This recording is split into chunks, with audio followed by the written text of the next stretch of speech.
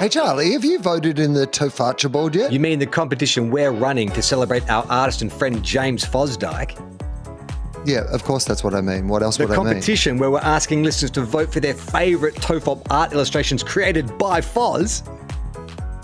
Yes, that's exactly what I'm The talking one about. that only takes a minute on our website, tofop.com, and every entrant goes in the draw to win one of 10 signed TOFOP artworks.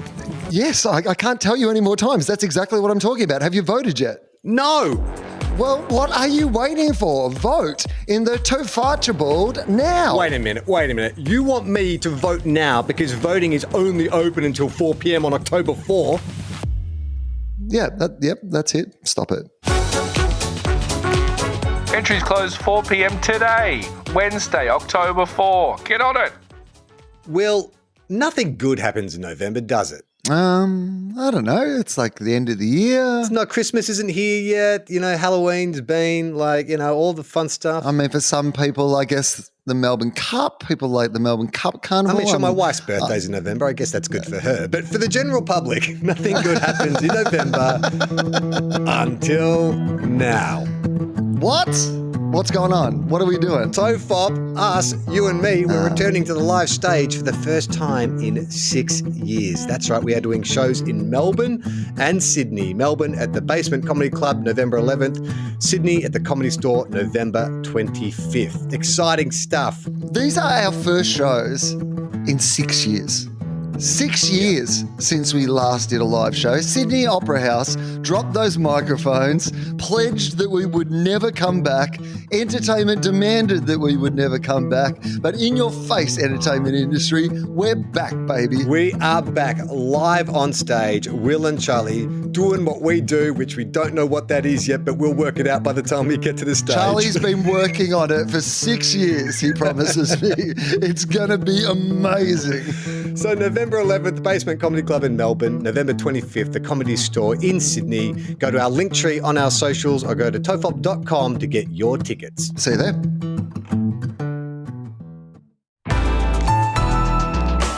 A listener production. The creators of this podcast would like to acknowledge the traditional owners of the land on which it is recorded. Aboriginal and Torres Strait Islander people are the first storytellers of this land. We pay respect to their elders, past, present and emerging, as well as any Indigenous people who may be listening today.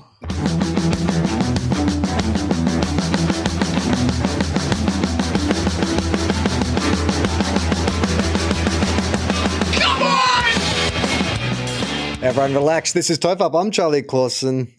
I'm Will Anderson. Hello and thank you for watching.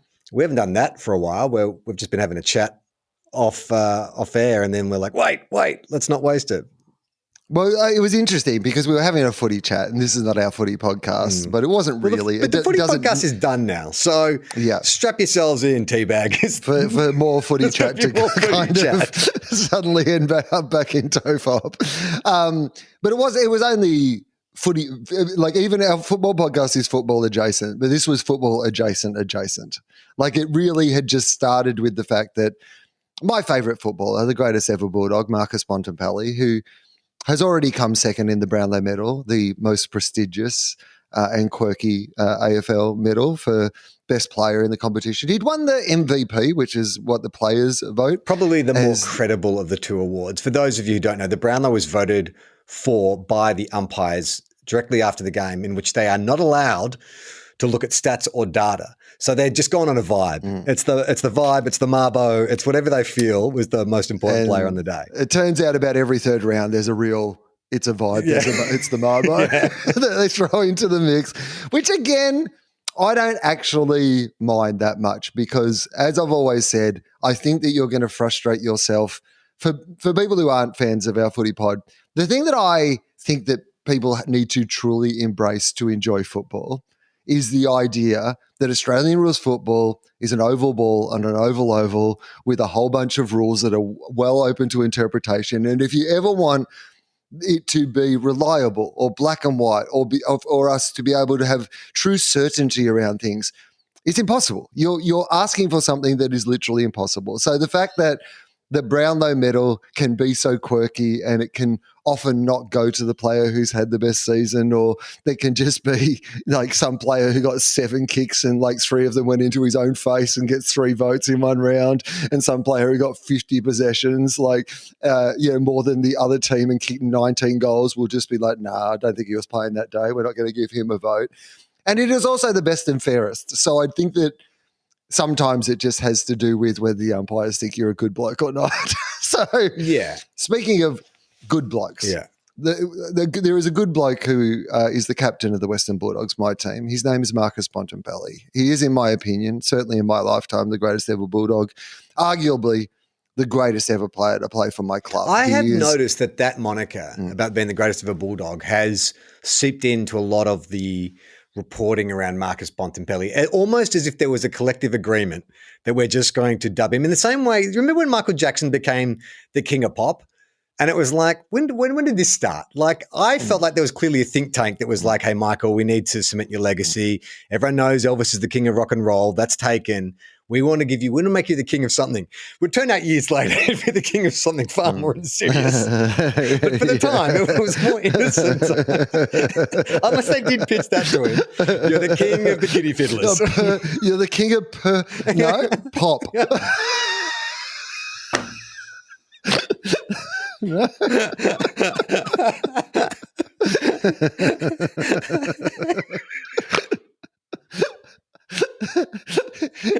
Michael, you're the king of pedophilia. What did you say? Pop. I meant pop. What are you talking about? Pop.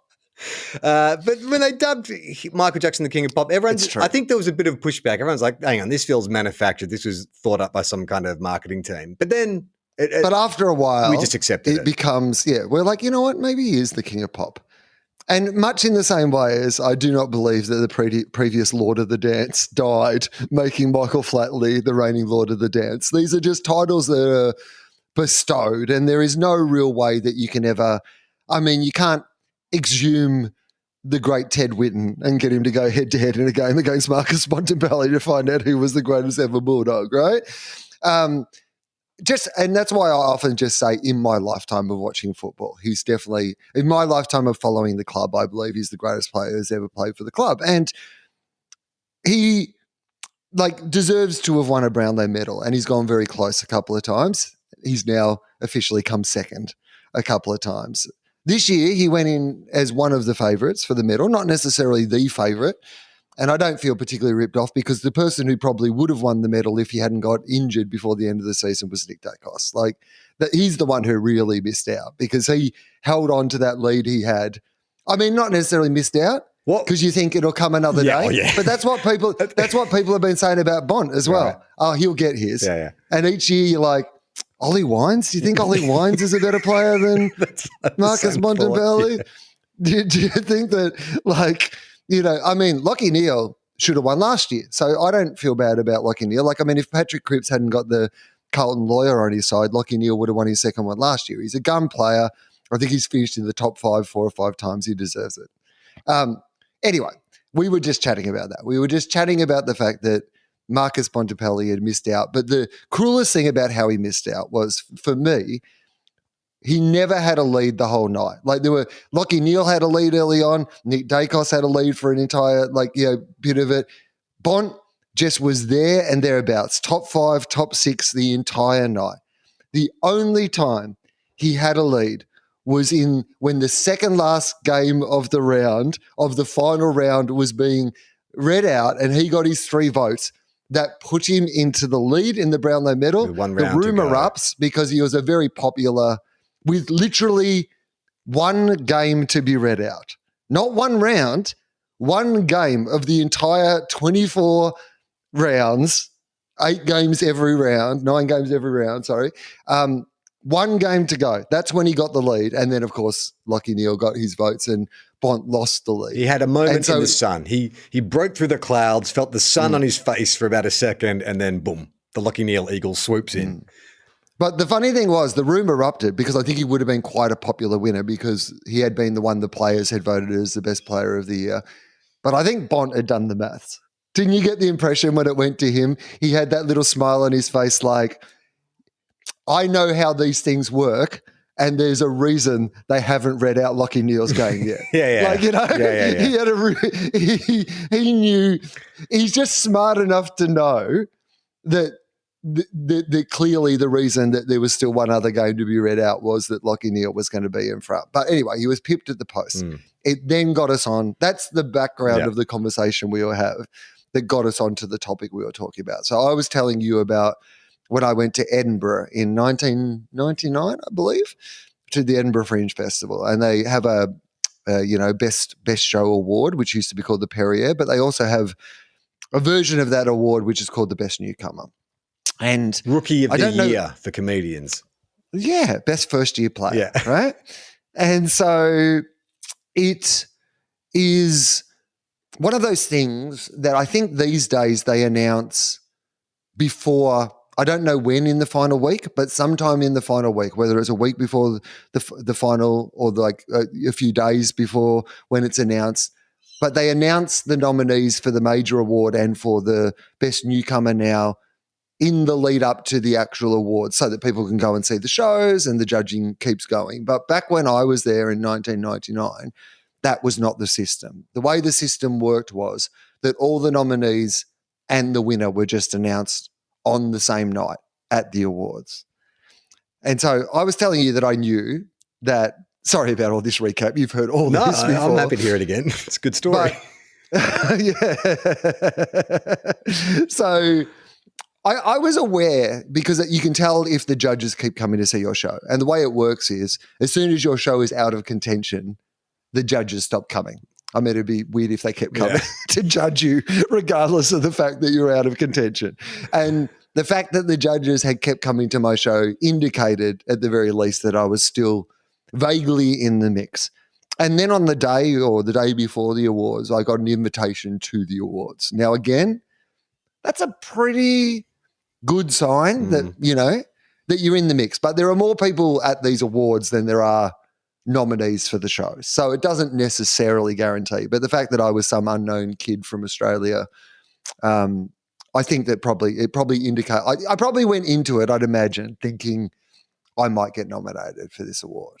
And of course, if you think that you might get nominated, then there's a bit of you that thinks I might win this, right? Fairy tale. Right, okay. You know what? I'm going to look up who the other nominees were. 1999. So, Edinburgh Comedy Award winners. Let's see if I can find. I think it was 1999. So, okay. No. How much of your material in 1999 was about Y2K? My show, I believe, was called Millennium.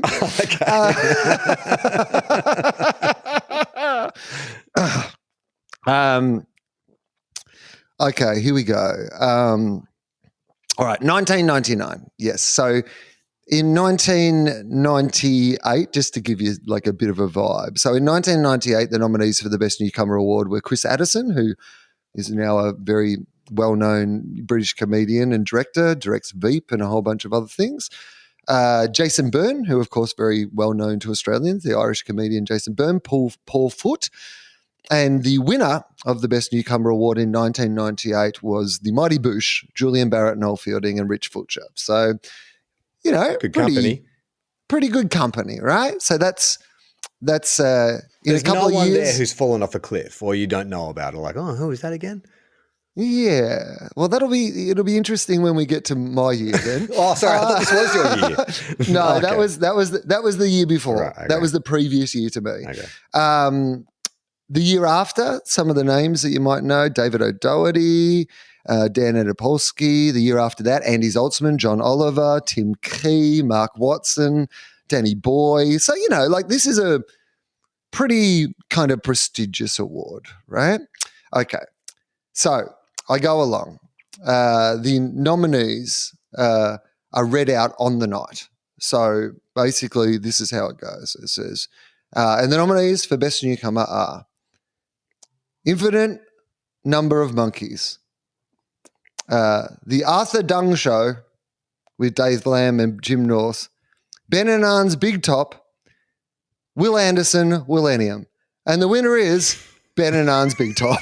So that is The shortest. how long I had. I had between literally enough time for me to go, oh my God, I've been nominated. No, Yeah. I think That's it. I can beat that because last year Dad Pod was nominated for the Australian Podcasting Awards. Oh, yes. And I'd just flew into Oz, went straight down to meet Osh and our producer, and we went to and we were sitting there, and they did the parenting podcast quite early.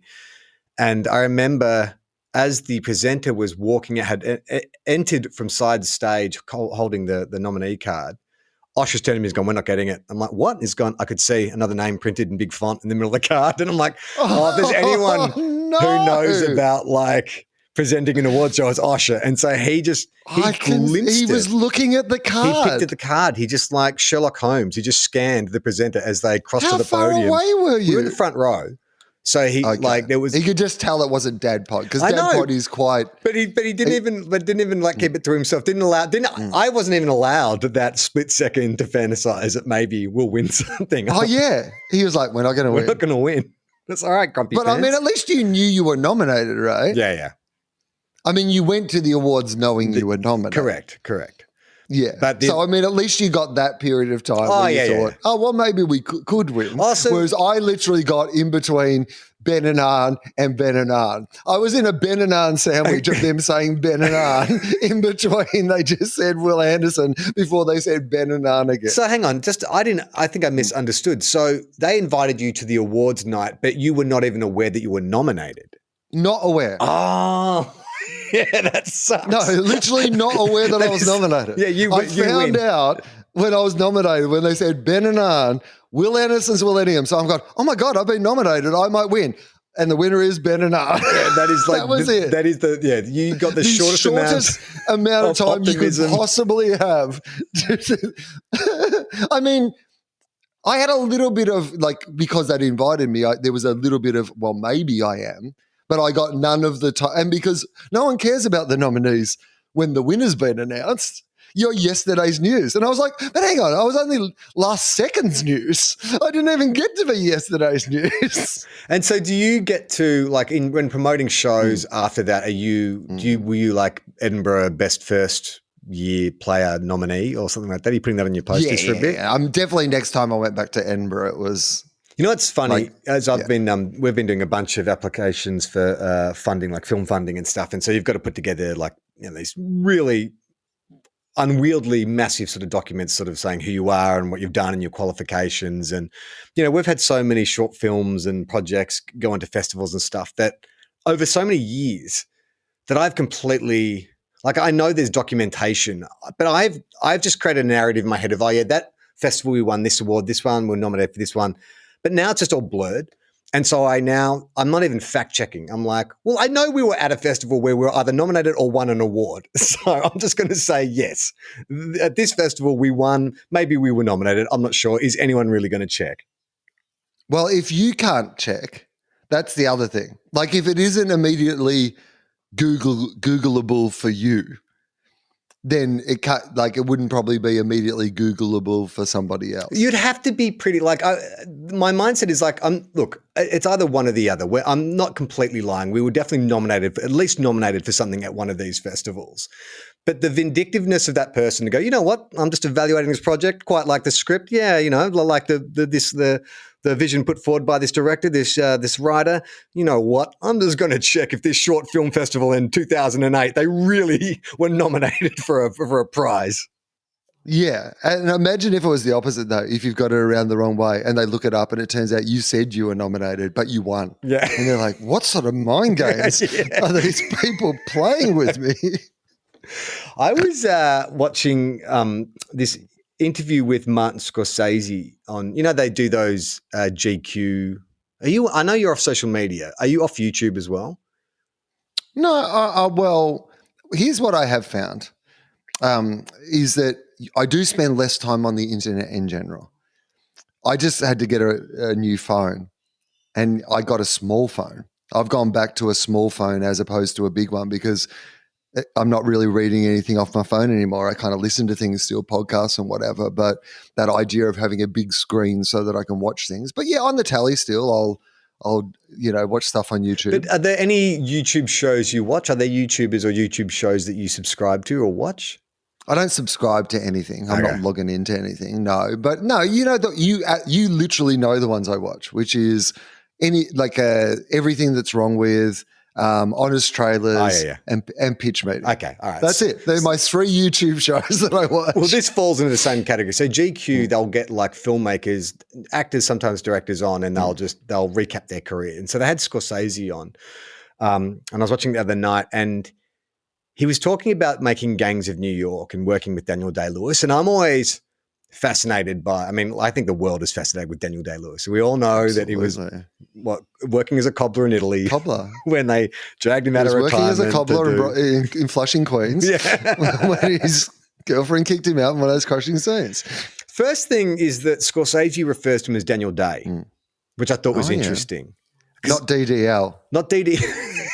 Not DDL. I reckon DDL. If he was my mate, I reckon I'd call him DDL. Well, I just got me wondering, like, do you know anyone where that is a middle diddle, isn't it? Hang on, diddle. is his middle name? Is he Day-Lewis, as in that's his surname?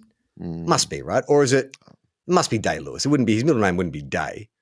What is his middle name? That's great. But like, okay, so Daniel Day-Lewis, that is his name, right? But Will Hoskin-Elliott, the footballer, you don't call him Will Hoskin. He's Will Hoskin. You'd call him Hoskin-Elliott or Will, right? No one ever finishes on the middle name. Yeah, okay. All right, here we go. Let's find out what his whole name is. Jackie Earl Haley. You don't call him Jackie. Or maybe you do call him Jackie Earl. Actually, that's a different one. Here's what I'm going to say, is that his whole name is quite a mouthful, because it turns out that, of course, he's now knighted for his work to acting. So he's Sir Daniel Day, at the very least. Day-Lewis is his last name. He does have a middle name. In fact, he has 2 middle names. Are they Gaelic-ish? No, really. Like his middle names would also be like if you heard there was an actor called like his 2 middle names, you'd be like, oh yeah, I'll go and see one of his movies. Okay. Let me. Are they generic Anglo? Really generic names like Daniel Paul Simon. Oh no, it wouldn't be Paul Simon. Yeah, Daniel Paul Simon Day-Lewis. Daniel Hall & Oates Day-Lewis. I mean, I kind of like it doesn't even. There's no point even giving. How about this? Like Daniel Simon Doris Day-Lewis. If his middle name was Doris, hats off to his parents to call your son Daniel Doris Day-Lewis. Doris Day-Lewis. He comes from, so his dad is Cecil Day-Lewis. He's a poet. So yes, he's from. With a name like Cecil Day-Lewis, you have to be a poet. All right. So his full name is Sir Daniel Michael Blake Day-Lewis. Michael Blake Day-Lewis. Yeah. There you go. So Day-Lewis isn't hyphenated, is it? Daniel Day. It is. It's hyphenated. Okay. Yeah, Day-Lewis. So that makes it even stranger because even if it was a middle name, you'd be like, oh, that makes sense. Jackie Earl Haley. Yeah, Jackie Earl. But he's using the first half of his legal surname to call him Daniel Day. I understand the alliteration of it. It sounds nice. But that would be weird. And I wonder if anyone else calls him Daniel Day. Like, is it one of those things where Daniel Day-Lewis can tell when he's chatting to someone at a party if they actually know him? Because if they know him, they call him Daniel Day because that's what his mates call him. Yeah, I think that's like, I mean, I think if you're Marty Scorsese, he probably has some nickname like for Scorsese as well, right? Marty. I mean, people are like, Marty, I think if you're mates with Martin Scorsese. Okay. All right. So I need to bounce this idea off you because Marty Scorsese was talking about working with Daniel Day-Lewis, the method actor. And we're saying, look, there's a lot of mystique around, you know. Do you reckon anyone ever calls him Danny? Danny Day. Danny Day? Danny Day. I was on this movie with Danny Day. I reckon mates from high school would call him Danny. I knew him when he was little Danny Day. Now that he's an established serious or like actor, you'd have to, you know, it's like did Charlie Sheen attempt to go to Charles Sheen at one point? I'm pretty sure he did. And everyone was like, no, you have not earned Which Charles. is weird because that's not really his name, is it? Charles Isn't it? Estevez. Yeah. Carlos Estevez, I think is his real yeah, name. right? So if you went to Charles, it's like, I'm just going to, in this name that I've already made up, I'm going to. So Marty's talking about the method actor Daniel Day, his buddy Daniel Day. And he was sort of saying, look, there's a lot of mystique around, the way he stays in character. But ultimately it's just it's more convenient for him because it's more work for him to get into character every day rather than just to stay in character. Sure. And just stay in. May as well just like stay in the makeup. Stay in the voice, stay in the accent, which I kind of, as an actor, I understand all that kind of part. But then he was sort of talking about, it does get, he does sort of spill out into, it's more than just the mechanics of like doing an accent or a physical, quirk or whatever. Like he was saying, I think the example, he was talking about Gangs of New York and he's gone, Bill the Butcher doesn't like the Irish. So any actors that were on set, that were playing Irishmen, he would be kind of dismissive or like, kind of standoffish around him. So in my head, I'm like, okay, but okay. So you're Bill the Butcher right now. Does Bill the Butcher see those guys as real Irishmen from another rival gang that I have an issue with and not just actors on set? Like, yeah, because Bill the Butcher isn't just slightly against the Irish, right? Like, it's not like Bill the Butcher just doesn't like Jamoan. Yeah. Like, that's just observational comedy. I hate it. Did you ever notice? Yes, I noticed. Yeah. Now come here. I'll cut your throat. Right. Because, like, you're right. How far can you take that? You can't go around and, like, if you met Bono, he couldn't, like, decapitate him because I'm just in character now. I mean, he actually is Irish himself. Does he look in the mirror? Does Bill the Butcher get angry when he looks in the mirror and sees a stinking Irishman looking back at him? Well, you mean Daniel Day-Lewis is, or Bill the Butcher? Yeah, but he's not seeing Daniel Day. He's not seeing Daniel Day-Lewis. He's seeing Bill the Butcher. Okay, all right. So you got that side of it when there's other actors. So I understand that he's going to eat lunch separately to the actors playing, Leonardo DiCaprio and the other Irish actors or whatever. But then what happens when he gets picked up and taken back to his hotel? Like is he like, what is this witchcraft, this, this petrol-powered horse that we are riding in back to this, and, electricity and all that kind of stuff? Is that all blowing his mind? Like the runner, who it's their job to get Daniel Day-Lewis to and from set every day, are they having to explain to Bill the Butcher 120 years of industrial what a cab is. development? It's like, I imagine that would be very tiring. Like, you take a call on your smartphone and Bill the Butcher's like, what's this witchcraft? Smash it. And it's like, but every aspect of your life would be, you're right. Baffling to Bill the Butcher. Speaking of Screen Rant, I've gone onto a little article here, which is called 9 Times Daniel Day-Lewis Took Method Acting to the Extreme. So let's see if we can go through this and see what we can find. All right. So, okay. For the unbearable lightness of being, here we go. The unbearable lightness of being is such an ambiguous title that not only doesn't explain the movie, but it's generally just such a random non sequitur too. However, the movie is a fantastic drama about Prague Spring, which was a mass protest when communists were being suppressed in Czechoslovakia in the 1960s. In the movie, Daniel Day-Lewis plays Tomas, a Czechoslovakian brain surgeon, and he learned to speak the language fluently. According to The Guardian, the seasoned actor learnt the native language because he didn't want to do what most actors do when playing a foreign character, which is speaking American English in a foreign accent. So he's learned Czech for the unbearable lightness of being. However, he was playing a brain surgeon. Did he learn how to do brain surgery as well? Because where do you draw the line, right? Exactly. And I imagine too that he doesn't need to learn fluent Czech. He just needs to learn phonetically the lines he has to say in the scene. That's what I would have thought as well, but apparently not.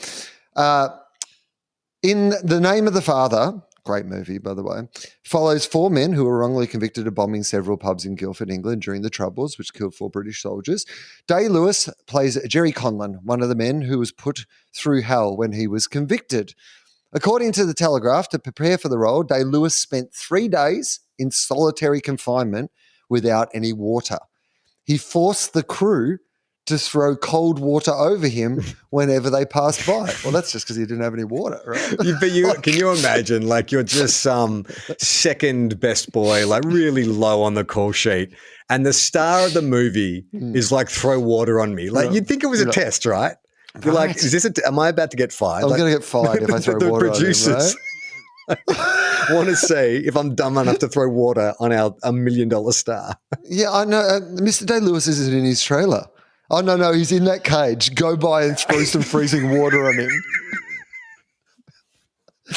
Can I just say, too, on that film, the thing that's always bothered me about In the Name of the Father, when they did because it, it was nominated for Oscars and stuff like that. And I remember as a teenager, like the big publicity and it was always tied in with the U2 song In the Name of Love, like that, that guitar riff. But it must have just grated the gears of the director that the song wasn't called In the Name of the Father, because it would be perfect, right? Because you hear that such an iconic guitar riff, and then Bono comes in the name of the Father. No, love. Yeah. God, forget about it. Completely different topic we're singing about. It doesn't make any sense. But they did. They used it side by side. He lost 50 pounds for the role also. Okay. The Last of the Mohicans. You're talking about he lost 50 pounds in a bet, right? Because it was in England. Yeah, that's right. 50 quid in a bet of, I bet that you won't throw this freezing cold water on me. Yeah. And boy, was I wrong. Everyone did it. They couldn't wait. Set in the 18th century, The Last of the Mohicans is, blah, blah, blah. We all know that. Michael Mann movie. Madeline Stowe. Exactly. Stay Alive, I Will Find You. The actor lived in the woods of North Carolina, but it wasn't just 3 days like his solitary confinement for In the Name of the Father. According to the New York Times, Day-Lewis spent how much time living in the wilderness, learning to hunt and skin animals, fight with tomahawks, and run and gun a heavy 12-pound flintock. All right, that's going to take a while. I'm going to say 6 months. No, just 1 month. But what? There's no way you're learning how to do all that shit in 1 month. Unless you're Daniel Day. Yeah, he's got nothing else to do. See, now I'm just calling him Daniel Day. Now, Danny Day, also, of course, in My Left Foot, played, of course, Chrissy Brown, a writer and artist who had cerebral palsy and could only use his left foot. So, what did he do? To prepare for the role, the actor visited a cerebral palsy clinic to understand people who suffered from the condition, but he soon took preparations to the next level. Okay, here we go. According to Esquire, Day-Lewis once again subjected the crew to be part of his extreme method of acting. The crew was forced to feed him his food, just as Brown was fed, and they even carried him between sets too. In a wheelbarrow. Day-Lewis would also visit restaurants in his wheelchair and act like Brown off screen. How do you feel about that? Does that fly today? No, I wouldn't have thought so, right? No, I mean the when they were announced, if that was made today and they're announcing the film, the call would be, well, let's find someone with cerebral palsy and cast them. Well, I think that's right. Yeah, I mean these days, even just the idea that somebody would play that character is probably, but certainly if you then demanded that. That you were able to be that character at restaurants, I don't think that would play. On the set of Lincoln, he played, of course, Abraham Lincoln. He did something. He made the director Steven Spielberg and all the cast and crew do something for the entire 3-month shoot. What is that? So he's playing Abraham Lincoln. Yes. What would Abraham Lincoln need people to do? Yes. No mobile phones on set or in his eyesight. It's something in relation to him and how they talk to him. And address him as Mr. President. They addressed him as Mr. President. He did not break character apparently for 3 months. And people had to call him Mr. President. So is he okay? So does that mean he is getting about in the traditional clothing of the time? Like they're not shooting 7 days a week. So in his days off, is he just getting about the hotel? I mean, is he going to the theatre? Yeah. I've got a bad feeling about this place. Just in watching Cats or whatever, the boy from Oz. All right. Gangs in New York. Here we go. He insisted on always wearing period-specific clothing. Okay. This is great. He caught pneumonia in Rome during the winter and then did what? This goes to one of your, I think this answers at least one of your questions about how far you take this. So he got pneumonia. What did he then do? He put leeches on himself. I mean, you're actually cod liver oil. There's no specifics, but he refused to take modern medicine. Oh my God. Can you imagine the producers talking to the insurance company saying your lead actor's got pneumonia? He nearly died. They're saying that he nearly died. I mean, what kind of conversation is that? Because that genuinely is that's costing them money, the production. Every day he can't work, it's probably costing them hundreds of thousands of dollars. And it's like, mate, just take these antibiotics. We can get you back on set by Friday. And he's like, no, I shall not take the devil's medicine or whatever. We're talking Gangs in New York still? Or is he? Gangs in New York. Bill the Butcher is refusing modern medicine. I mean, surely the call, you're the producers, right? So the on-set nurse calls you and says, hey, look, I just went to check on Danny Day in his hotel and he's far too sick to work. He's refusing any antibiotics. He wouldn't even. He called me a witch for a pillow at me. Because because they said that he's not breaking character. He's only wearing era-specific clothes. That's right. So he's in his little weird vest with his big mustache and that weird skull cap, dying of pneumonia. Okay, so you're the producer though. So you got your producer hat on. So I'm the nurse, and I said he just tried to tip a bedpan on me. He chased me out of the hotel.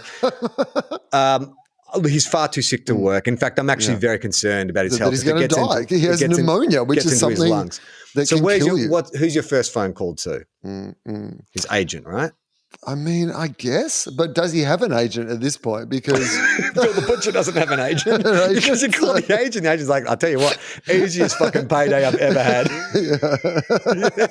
He never calls me. I just get 10%. He doesn't know how the fucking computer works. That's why I keep putting him up for period dramas. It's the only way he can't check his fucking residuals. Yeah, right. In fact, I take most of the money. Yeah. Because he only gets paid in era-specific money. So, I mean, with this job, we're paying him in 2 cows. It's amazing.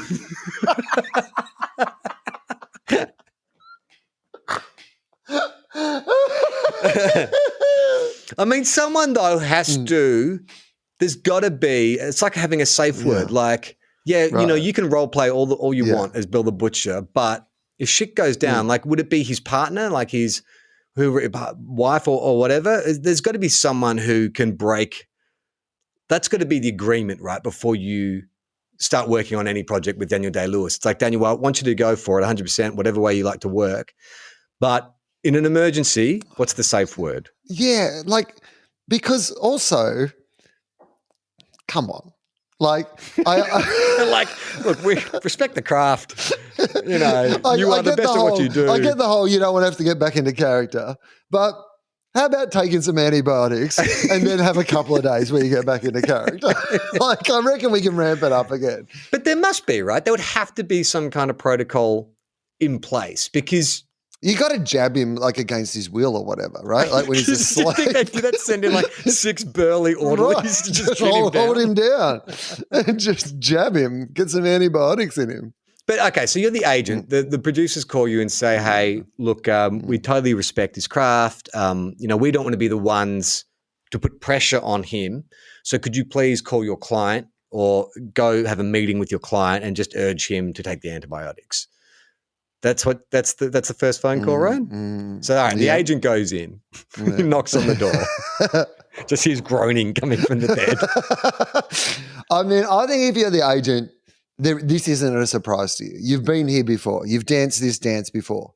Either that or he gets a new agent a lot. But I would imagine that he's probably worked with the same people for all the same time. They've got a way of working with him that eventually, they've got it. Because there is, I mean, who's his representation? I'm looking it up right now. Maybe we'll get him on the phone. Yeah. How does this Daniel work? Day-Lewis, does he have an agent? Yes, it looks like he does. But just not like no US management, so not with one of the big CAA or anything like that. He's just got his English agent, I assume. Her name's Victoria, and she works for the Julian Belfrage and Associates agency. So that's all he's got. No manager, there's no solicitor, there's nothing. He's just got that one. Do you reckon we should email them? I've got the email address here. Do you reckon that'd answer if I just said, hey, what's the most succinct, like, how do we put it in a succinct way so they don't, like, it's not too much guff? Like we say, hello. Well, you know what? Let's not do it right now. Let's do it post this podcast because I think if we are going to do it, let's do it in a way that we say, this is a genuinely sincere question. You know, like I think we want to say, we're not making fun here. No. Like we just are genuinely sincere about the idea of like, and you know, because he's not acting anymore. So this is a question I guess we can ask at least hypothetically. You know, we read about how deep that he went into his characters. Maybe the best way to do it would be to say I'm a movie producer. We're currently working with an actor who like has idolized Daniel Day-Lewis. He's deep in character at the moment. He's ill. We don't know how to approach him in this situation. Would you have any tips of how you would approach Daniel Day-Lewis in the same? I read once that, you know, on Gangs of New York that he got so sick that he had pneumonia. Can you just give me an idea of like what you would do in this? Like, I think that would probably be the way that would, rather than we're from a comedy podcast in Australia, I think that might be the best way for you to get some information. Just looking at his career, so I'm just going through his credits. Like this is a fairly unique, having that like artistic credibility with box office success. It's a very rarefied air. Like I know that, you know, Leonardo DiCaprio was a big box office draw and stuff, but I think Leo's a great actor, but he's not Daniel Day-Lewis. Like Daniel Day-Lewis, do you think is a level above? Like he's kind of in Meryl Streep kind of category, right? Absolutely. Yeah. Like the absolute pinnacle of that industry, of that profession.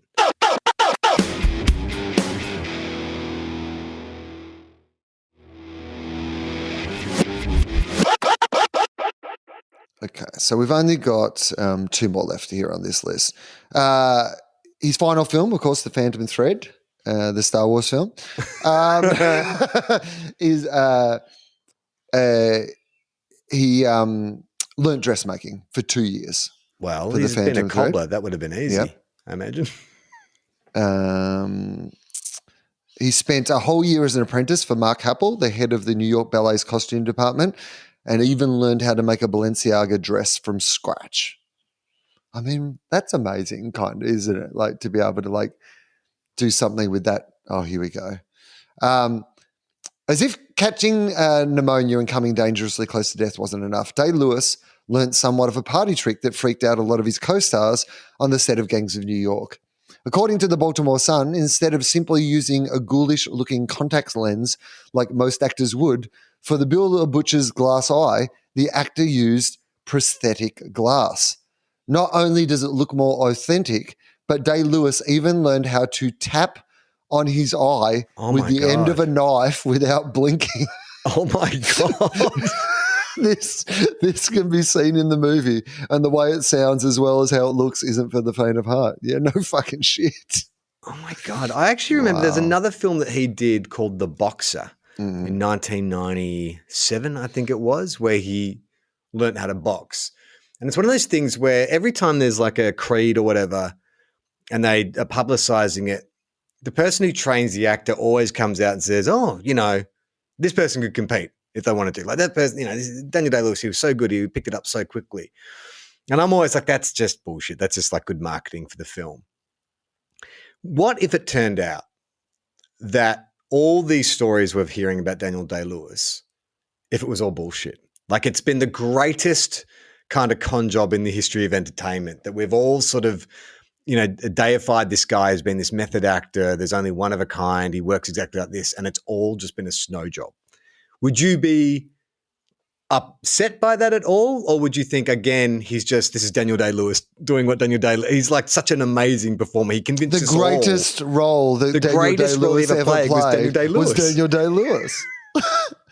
Like, that would be pretty amazing, right? If that was a reveal at some point. Because I don't know. What are you talking about? No, I went home. Like, I mean, the fact that I love Angry Birds. I played on my phone every day on the way to and from even set. The fact that he had to convince, because like it would have got out if he, like in these stories, there would have been someone from Gangs in New York going, "What are you talking about?" Like, I literally was like playing Halo with him in his hotel room at night, like, or whatever. Like it would have got out if that weren't true. So even if he wasn't doing it for method acting and was just doing it for the sell of it, it's still incredibly. In fact, in some ways, that's more impressive. More impressive, I think, to maintain that lie, but also convince. Oh no, I didn't need to learn how to make a dress. I just wanted to learn how to make a dress.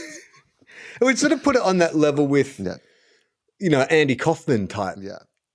Just blurring that line. Because it is, as you read those facts out, it seems unbelievable. Like I'm smelling like a fish. Is that the phrase? No, I don't smell a fish. Something's fishy, Will. I smell something. Something stinks. I mean, are they related? Something stinks and something's fishy and I smell something stinks they're all about related. this. They're literally the same thing. Yeah. When Daniel Day-Lewis became, I'm sure we must have talked about this before, but I'm going to go back to Daniel Day-Lewis became a shoemaker. All right, here we go. Let me see. So around late 1996, early 1997, when he filming wrapped on The Boxer, it's unclear for how much of the following 5 years he spent with hammer in hand. He said, "It was a period of my life that I had the right to do without any intervention." So here we go. He was living in Florence, and he made acquaintances with the late Stefano Bima, who was described by some as the Leonardo da Dreschu and he spent at least 10 months doing it, but no one can tell how long it was. It wasn't for a role.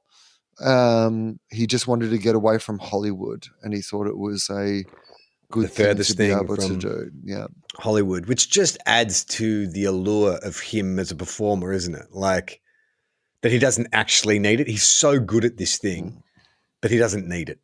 Going away from show business to get into shoe business. Like, there's no business like shoe business. Shoe business, as far as I'm concerned. What if? Do you think? Because he has retired, but he's retired before. So there is a chance that we could get him out of retirement. It's got to be for like a cobbler. Like he's already learnt how to be a cobbler. Surely there's like a shoe. Could he be? How about this? Geppetto. Because we know that the path because he's always pretty much made these, like you said, artistically credible movies. Big box office, some of them, but mostly artistically credible movies. Another person who used to be famous for making artistically credible movies, things like, I don't know, Schindler's List, was another Irish fellow by the name of Liam Neeson. What if there's another period of Daniel Day-Lewis's career where he comes back Taken style to play like one of those characters who's like, he's retired, but he's got a special set of skills. But the great thing that we know about Daniel Day-Lewis is that he will actually learn that special set of skills. So he becomes an assassin. So he becomes an assassin. He lives his life as these characters. So he takes those movies to the next level, I guess. Yeah, right. In the same way that Tom Cruise has done with We see a lot of stunts. Middle Eastern, we see some Eastern European gangsters just mysteriously dying and no one can tell why. And we're like, I think Daniel Day-Lewis is getting ready for a Taken sequel. So what do you reckon his deal is? Well, he's retired clearly, at least since the Phantom Thread 6 years ago. So is he just living off? He made enough money doing, he did big films, but he's not like... He doesn't have a Marvel franchise or whatever. Or do you think he's living within his means? Like he probably, he would have plenty of money, I imagine. But let me hang on. Here we go. Well, I guess it's also that scarcity thing, right? Like he works so little. His agents would be able to say, look, if you want Daniel Day-Lewis, he doesn't get out of bed for less than this. He doesn't leave also- the cobbling shop. Also, he knows that he can like live in a cage and not eat for days, and like You're right. You know what I mean? Like Perfect training for an actor, really. Learn how to starve. yeah. Here we go. So this is an article from March 24, 2023, Matthew Thomas in The Things. I don't know what The Things is, but No. Daniel Day-Lewis lives a secluded life after his supposed retirement from acting. So here we go. Most of the time, blah, blah, blah. Okay. While Daniel Day-Lewis has appeared on red carpets in the past, never seemed like he cared about being famous. Yeah, no, get all that. Oh, he refused to shower while he filmed The Crucible. Because they didn't have running water back in Mm-hmm. which times? Yeah. So here we go. Where is Daniel Day-Lewis now that he's retired? Yeah, okay. This is Gold Coast. Imagine that. Surfers paradise. Yeah. Years before Day-Lewis decided to retire in 2003, he and his wife made a move far away from Hollywood. In 2022, Island.com published an article about where Day-Lewis lives now and described what it was like for him to move there. What Day-Lewis did, just when most actors would have set up a camp for Hollywood domination, was to take 2 years off and move to a modest Georgian house in a tiny village in County Wicklow. Wicklow has been home to Day-Lewis for 19 years now and is where he lives with his wife, Rebecca Miller, and their 2 sons. And she's, I believe, Arthur Miller's. The town's called Dicklow. Wicklow. Oh, Wicklow. Okay, Yeah, sorry. County Wicklow. So he's been living in County Wicklow. Simple, yeah, he lives a simple life. That's what it seems to say. He's a patron of the Wicklow Hospice. He's like, it feels like he's just living in like a small Irish house community. in a small town. Yeah. Well, there's that kind of thing, isn't it, where, that they say about, when Michael Jackson and Bruce Springsteen were both at the peak of their fame, and Michael Jackson couldn't go anywhere because, he had an entourage and he presented like a star, whereas Bruce Springsteen could go into any bar or, coffee shop and no one would hassle him because he didn't attract attention. I imagine that's the same philosophy. Daniel Day-Lewis does not seek attention, therefore does not receive attention. Yeah, I think that is probably true. Oh, so he was in New York in May 2023. So he might be living in New York. Oh my God. What? What are you laughing at? Oh my God, the outfit that and let me see if I can somehow share this with you. I don't think you can. Let me. Okay, Google New York Post and Daniel Day-Lewis. Okay. The headline you're looking for is "Reclusive Daniel Day-Lewis looks unrecognizable in first public appearance in years." Okay. Because the outfits he is wearing in these in these photos are like the most hilarious things you've ever seen. Oh, well, I can share them with you.